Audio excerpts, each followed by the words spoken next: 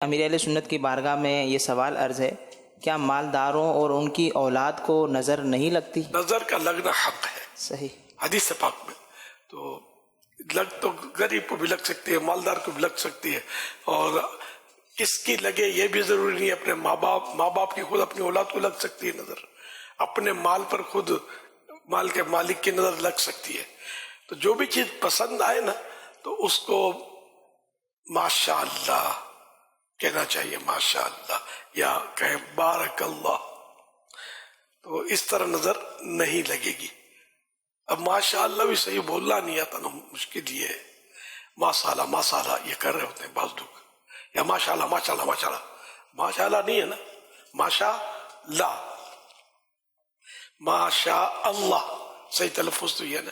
انشاء اللہ یہی بولے، انشاءاللہ، سبحان اللہ،